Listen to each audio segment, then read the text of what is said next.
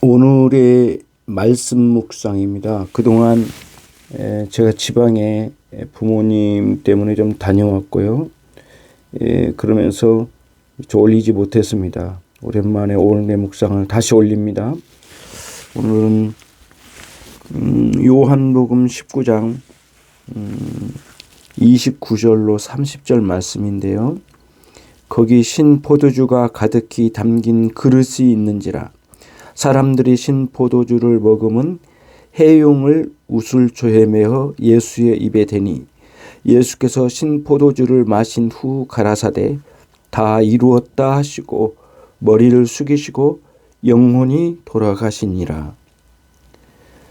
요한복음 19장 30절에 나온 이 말씀 다 이루었다라고 하신 예수님의 십자가상에서의 말씀은 6번째의 가상출현입니다. 이 말씀은 특히 다른 어떤 기적이나 예수님께서 다른 설교에서 말씀하지 않으신 특별한 말씀인데, 특히 예수님께서 오병이의 기적을 베푸시고 난 이후에도 이런 말씀은 하지 않으셨고, 또 굉장히 놀라운 표적을 보여주신 무덤에 갇혀있는 나사로를 살리신 사건 후에도 다 이루었다는 말씀은 하지 않으셨습니다. 특별히 십자가 위에서 우리 주님께서 다 이루셨다라고 이 말씀하신 이유는 다 이루었다는 이 말씀 속에는 분명한 또 다른 의미가 있죠. 그러면 그 다 이루었다라고 하신 그 말씀에서 다 이루신 일이 도대체 무엇인가를 여기까지 생각해 보고자 합니다. 우선은 하나님께서 죄를 향한 하나님의 진노하심의 문제입니다. 우리들이 흔히 이런 말을 하죠. 죄를 미워해도 죄인을 미워하지 말라. 사실 이 말은 우리가 그렇게 쉽게 할 수 있는 말은 아니고요. 또 어느 누구도 죄를 미워하지만 죄인은 미워하지 않는 완전한 상태를 이룰 수 있는 사람이 또 어디 있겠습니까?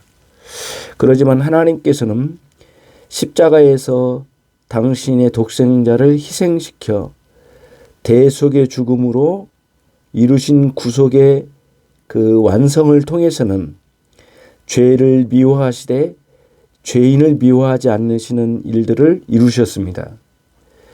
특히 죄인이 저지른 죄에 대한 진노하심의 가장 큰 표현이 십자가에서 희생시키신 독생자 예수 그리스도의 죽음이고요. 그리고 그토록 흉악한 죄인을 용서하신 용서의 은혜의 가장 정점에서 보여준 사건도 사실 십자가입니다. 십자가에서는 하나님께서 죄를 향한 진노의 무서운 형벌을 보여주셔서 죄를 향한 하나님의 진노가 얼마나 크고 불타오르는지를 보여주신 사건이죠. 이게 이제 십자가입니다.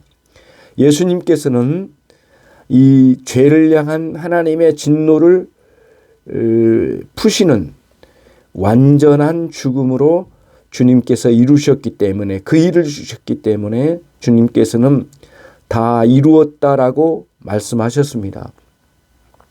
죄를 향한 하나님의 진노하심을 완전히 푸시는 그런 사건이 십자가입니다.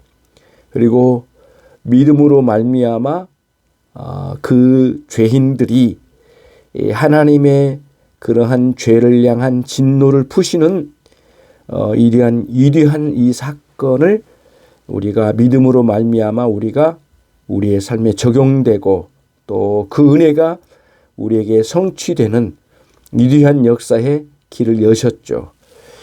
이게 복음의 핵심입니다.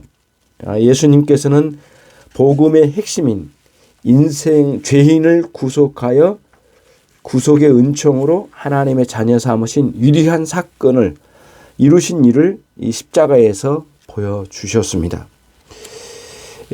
그리고 구약의 수많은 예언들은 이 십자가 사건에 집중되어 있는데요. 그 많은 제사를 통해서 죄인을 향한 하나님의 진노를 푸시는 장면을 많이 보여주셨습니다. 죄인이 짐승을 가지고 하나님께 가지고 와 제사의 제물로 바치면, 그리고 바치기 직전 죄인이 그 짐승 위에 짐승의 머리 위에 손을 얹고 안수하고 난 다음 속죄제로 이 제물이 드려지면 황소나 순염소나 순염소나 암염소가 드려지게 되면 하나님께서 그 죄인의 죄를 그 짐승에게 퍼부으시는 그런 제사의 흐름을 따라 우리 하나님께서 특별히 죄인들을 향한 그 진노를 푸셨습니다. 그리고 또 그런 모든 제사는 한시적으로 죄인들과 교제를 누리시는 방편으로 사용하셨습니다. 그러나 그 모든 구약의 제사는 영원히 사죄의 은총을 누리게 될 제사를 바라보는 예표적인 하나의 사건들로 이루어져 있었죠.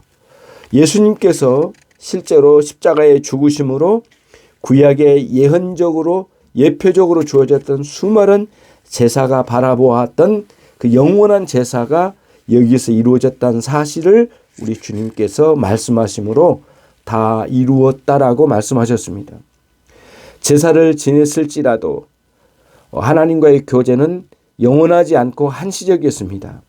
그리고 거기에서는 진정한 회개가 이루어졌지만은 한시적으로나마 누렸던 제사 제도를 통해서 누렸던 그러한 은혜를 이제는 영원한 제사를 통하여 누리게 될 일들이 예수님 당신 자신의 십자가의 죽으심으로 이루어졌다는 사실을 말씀하신 겁니다.